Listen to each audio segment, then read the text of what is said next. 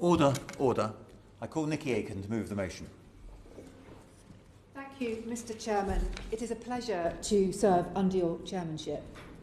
I'm delighted to have secured this extremely important debate on business recovery in central London following the COVID-19 pandemic. What has been very clear from my weekly meetings with business representatives from across the cities of London and Westminster is that businesses are all part of a larger ecosystem. Restaurants, shops, hotels are all part of this ecosystem, relying also on the huge cultural offer that my constituency provides.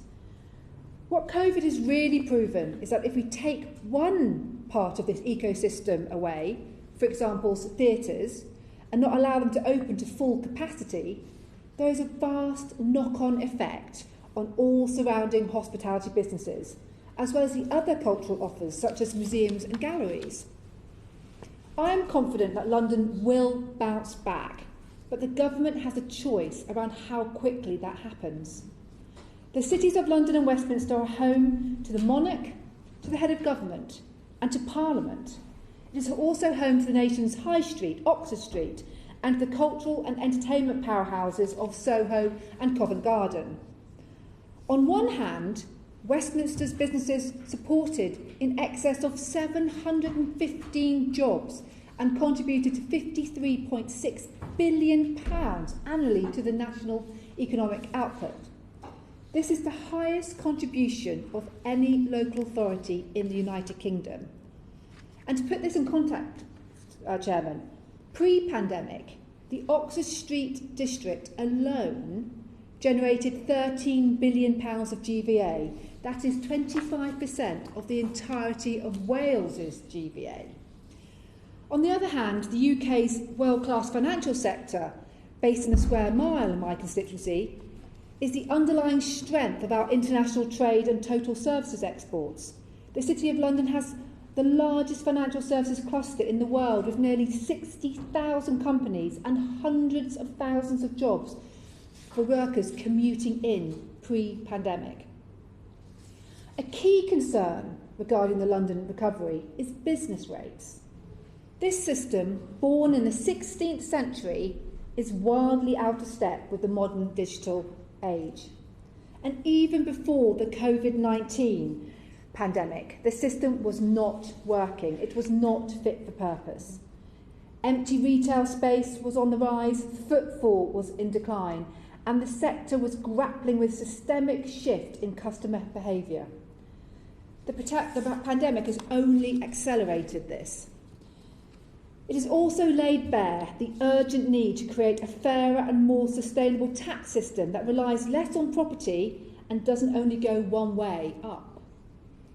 Without action on rate reform, the viability of much of the retail sector and the substantive taxes it generates will hang in the balance.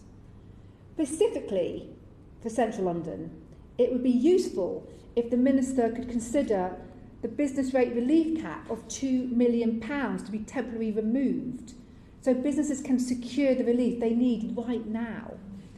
This cap effectively means that many mid-sized chain businesses, which typically pay well above £2 million in business rates, are facing bills that could, according to UK hospitality, force them, and I quote, to prioritise paying tax over paying wages.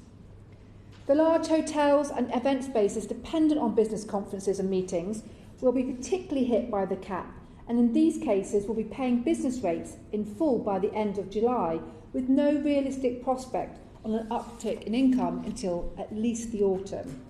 This is simply not good enough. COVID-19 has created new challenges for the business rate system, and I know the government has called for its review for fundamentally reforming business rates, but we do need it to be accelerated and have temporary relief measures in the short term announced as soon as possible. No doubt this reform is a crucial part of the puzzle as our economy recovers from the impact of the pandemic. And this leads me to my third point. As mentioned earlier, the beating heart of the West End is our significant cultural offer. I will certainly give way. Thank you, Chair. I thank the honourable member for giving way. Does she agree that major tourist attractions, like in her constituency and mine, like London Eye, rely on visitors and tourism from across the world? And does she feel that the government really needs to look at the issue of business rate relief, additional employer contributions on furlough, flexible loan repayments? They all have to be in place over the summer to help these businesses once the lockdown restrictions are eased. Thank you. Thank you, Sir Christopher. The Honourable Lady makes some very, very clear points that in central London, whether it's in her constituency or in mine, that tourist attractions are really suffering because of the lack of international visitors. I would say that indeed theatres in particular are a significant multiplier, have a multiplier effect for the local economy. It's estimated that people who spend on tickets to go and see the theatre will spend up to 5 to 6 times more in the local economy, whether it's restaurants or hotels or whatever.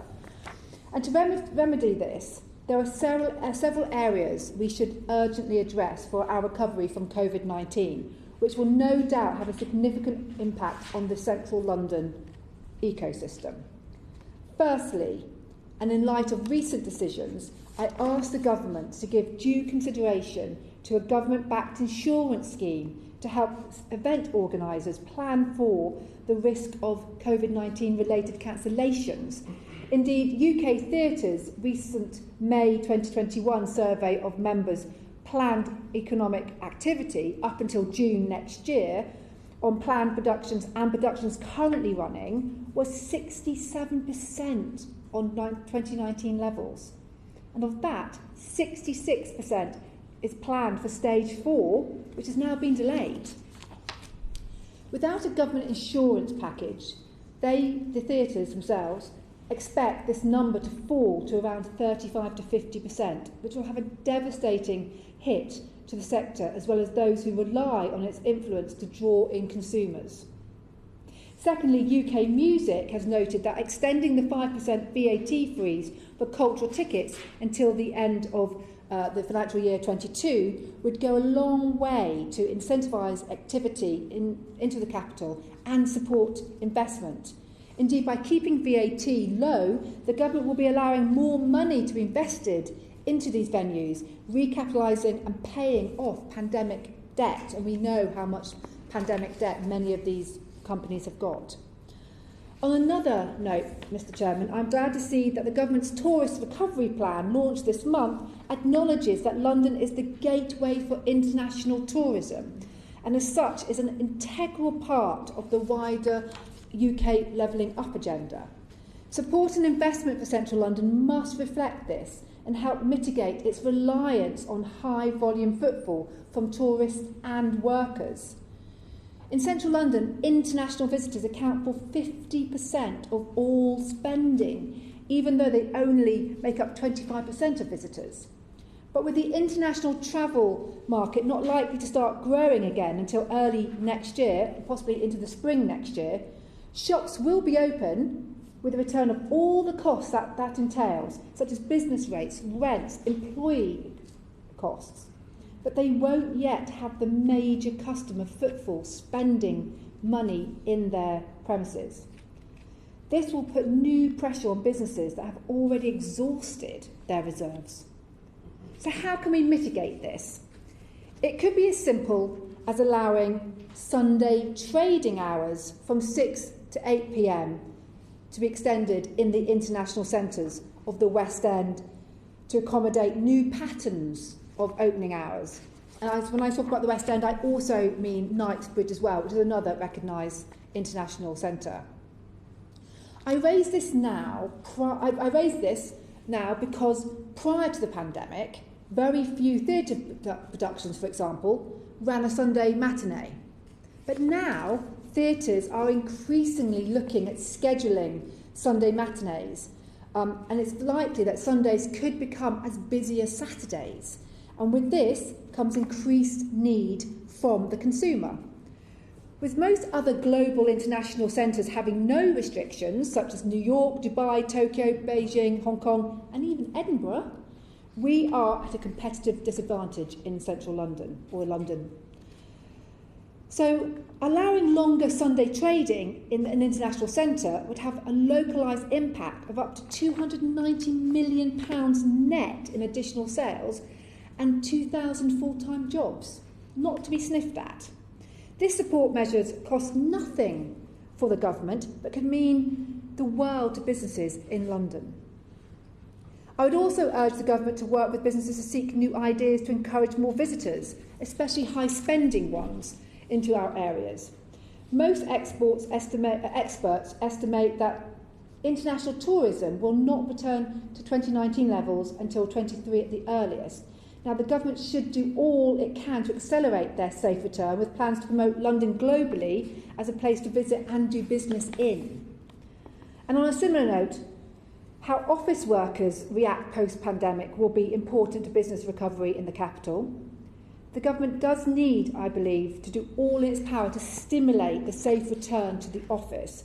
Right now, only about 10% of office workers have returned to full-time work at their offices in central London, and that is woeful. Business representatives from across my constituency and from multiple sectors all concur that they do not expect to see any big return until at least September. That's 3 months from now, when costs will be increasing from next week. What I find most concerning about this, Mr Chairman, is that this shortfall in workers returning to the office is due to a distinct lack of confidence in public transport and changing work practices. As we emerge from the pandemic, government must help by encouraging the return to work and encouraging confidence in the safe use of public transport. And I would say it is imperative, I think, on government ministers to encourage civil servants in their departments to lead the charge and to come back to their desks.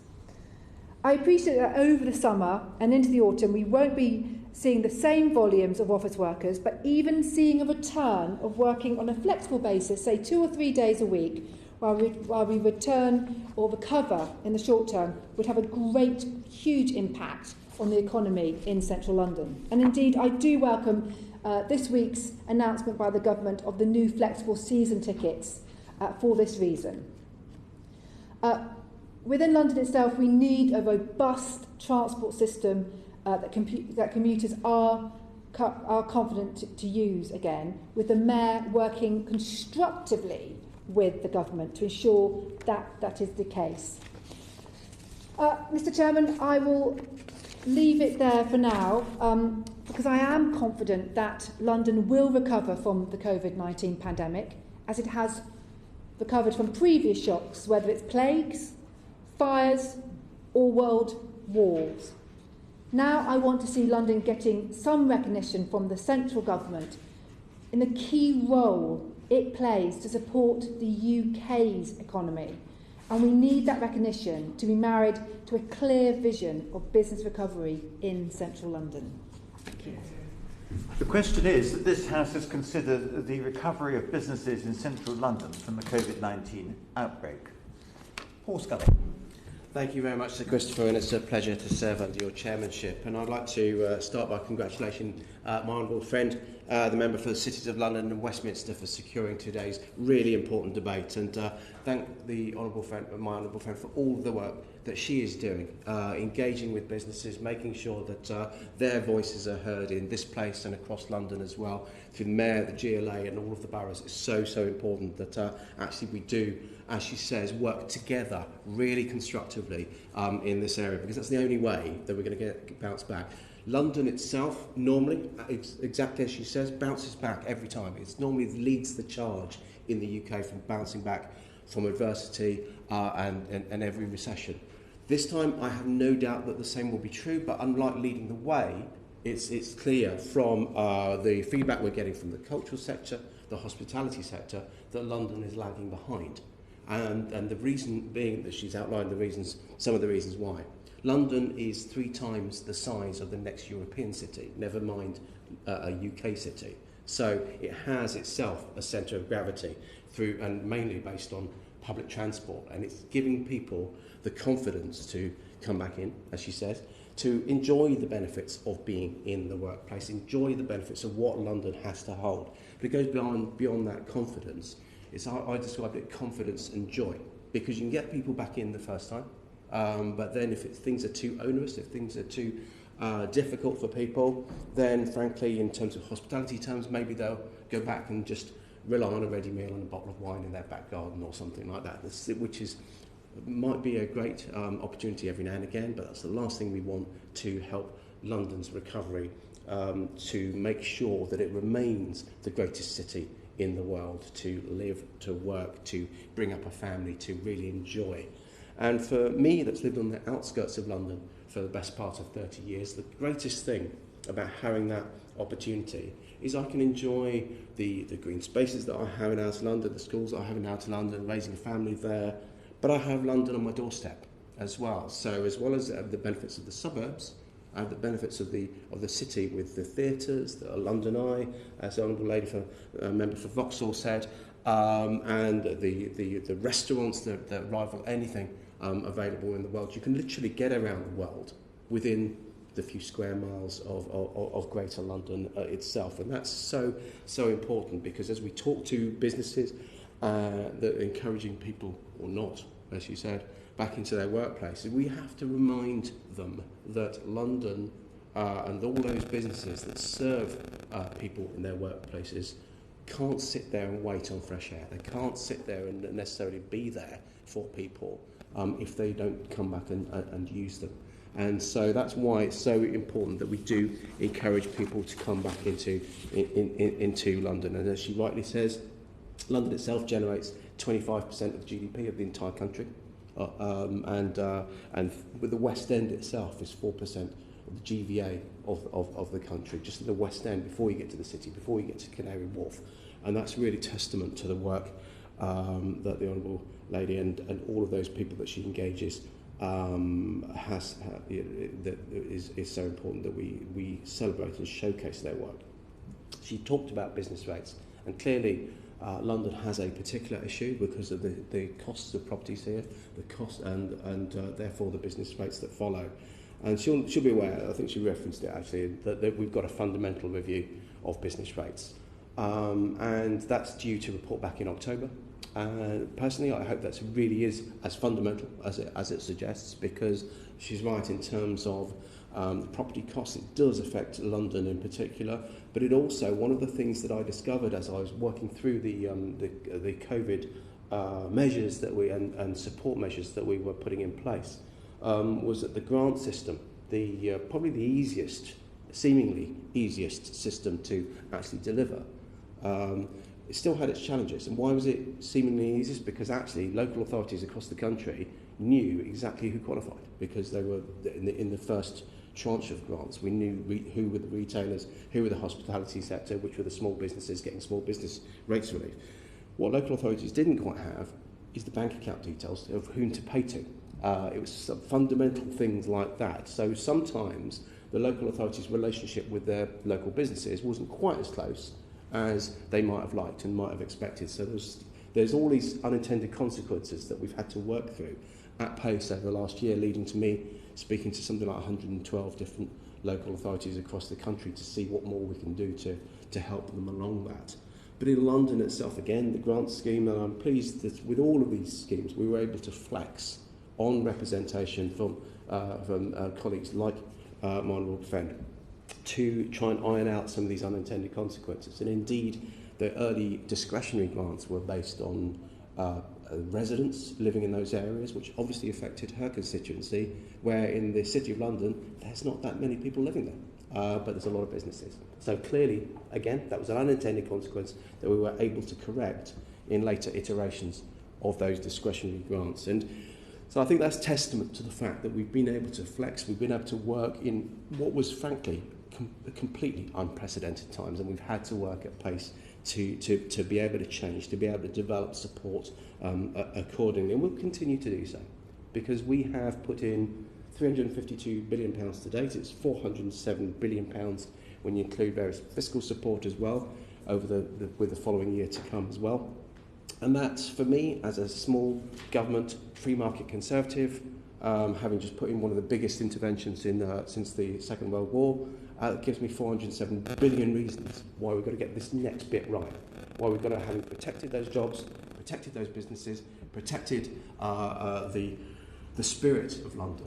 We've got to make sure that we do actually make sure that we keep those, in inverted commas, gains. Yes, I'll give way. Thank you, Chair. I thank the Minister for giving way on that really crucial point in terms of jobs, opportunities. Obviously, today we celebrate the 73rd anniversary of Windrush Day, of the contributions of so many people who came to the UK to contribute, rebuild our country on the back of the war. And does the Minister agree with me that for so many people that work in our businesses, in my constituency, your constituency even, and the Honourable Lady's constituency, they rely on those people from a diverse range of background? So what more assurance can the Minister give a number of those struggling businesses who want to help Londoners get back to work, but they are struggling financially? I thank the Honourable Lady. Look, she's absolutely right. My father came over, not in Windrush, but he came over from the other direction, from Burma, in the 1950s, around that same sort of time, and completed his apprenticeship here in the UK, having started it in Rangoon, as was after the war. And you know, at the time, he would have that shared experience of helping to Britain to recover through his engineering work at that time. But the really interesting point that she raises in terms of how we support that workforce, that particular section of the workforce, if you like, is absolutely crucial in making sure that, I talked about the spirit of London, that we get that recovery right for everybody. I've talked about the Mayor of London. My honourable friend is absolutely right that we've got to work constructively together. Now we've got the London elections out of the way. I think we'll always do politics, the party politics and the ding-dong, but we've got to make sure that we collaborate really closely together. But my fear was always that he wanted to be a mayor with the title, rather than working out which city he wanted to be mayor of, because it's really important that he is the mayor for all of London. Otherwise, you have this Gotham City scenario that, frankly, I don't think he'd mind if he was mayor of Gotham City. What do I mean by that? If you look at Gotham City, if you look at the Batman movies, if you look at the Joker, all those sort of things, you have a holistic city that has the ultra-rich who can be insulated from all of these sort of things because they've got the money to be able to support it. You have the lowest paid in our society, the people that are servicing all of these workforces, all these workplaces that have to travel into the middle of town. You have the middle, though, that live in areas like mine and the suburbs and the outskirts that can opt out. They can sit in their back gardens with their ready meals and their bottle of wine. They can shop locally in their outer London high streets, which are starting to bounce back quite well.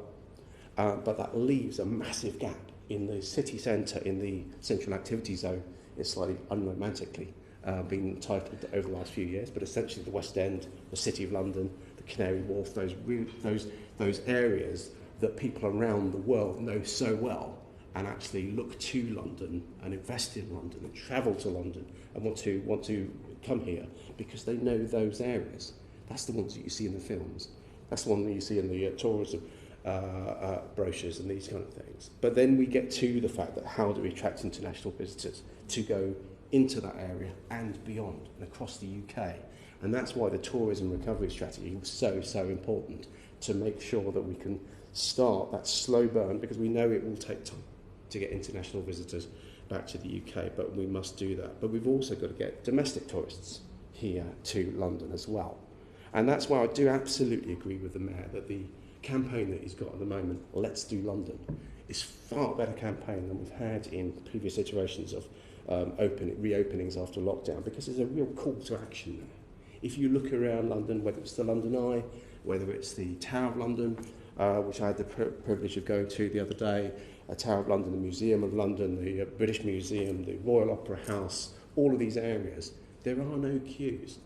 So if you are living in the southeast and you have all of these areas that maybe you walk past on your way to work when you are normally in your workplace, go, because you won't have another chance again whilst the international tourists aren't here, to not have to queue up for half an hour. And you can see some of the best places, the best cultural buildings, the best institutions in the world right on your doorstep. So that's what that Let's Do London is all about, getting people to rediscover the spirit of London. But there's two other types of people that we want to encourage back. Students, as we are starting to reopen it. Clearly there are 40 universities in London. That's a massive chunk of organisations that attract young people who will then want to come and spend more time in London after their studies and get jobs and actually fill some of the roles the Honourable Lady was talking about in the city and elsewhere following their studies, but also back into their workplaces as well. And one of the issues, I think the Prime Minister was rightly really wrangling with the decision about when to get to stage 4 of the roadmap. He didn't make that decision easily at all because there were so many factors, but it was the right decision to take when you're having to make the argument that we want to make sure that we're only moving in one direction. The big lesson last year is not to chase the virus, not to have stop, start, because that really costs business even more so. And so that's cautious reopening and putting it back for a few weeks is the right thing to do. However, one of the unintended consequences of making sure that goes to July is that you then lead quickly into August, where it tends to be a quiet month for London. So we want to make sure that we are working with big employers now, that we can actually look at what more we can do in terms of flexibility and encouraging people back into the workplace. And so I'm glad that she actually welcomed the flexible season ticket. We're demonstrating, not just doing it, but demonstrating that Transport for London has never cleaned the tube network as many times as it has before. The problem is they do it at 2 o'clock in the morning, so we actually need to encourage people to see what is being done. But the public transport, it is safe. I've been getting it most days for the last few years. She talked about for the last year, and I've never had any worry about it, and I would encourage people to try it, see it for themselves, but spread their journey out beyond just rush hour, so to keep space, because hands, face, space and fresh air are still really important, because we're not just going to kill the virus in one day when we reopen, when we get to step 4. This isn't like a thriller that you kill the baddie, end of film, roll credits. We are going to be living with this for some time, but that's no reason to stay closed. She talked just finally about Sunday trading, and this is something that I've been speaking to the Heart of London Business Association, and obviously the new West End company as well. It's a tough one, because we've looked at it time and time again in Parliament, and it's always been incredibly controversial. And although she talks about international centres for it, there is still it still needs primary legislation, and so we'll keep it under review. We'll keep working with colleagues to try and see what those objections are and get the balance absolutely right. But we will flex on continue to look and see what we do with business rates. She talks about VAT. It's something like £27 billion worth of support has gone in that VAT reduction, and so it's a big. So the Chancellor needs to look at the measures in the round holistically, which is what she was starting to talk when she was talking about the London. Looking at London holistically, because it is an ecosystem. You don't go and stay in a hotel in London just to sleep in another bed.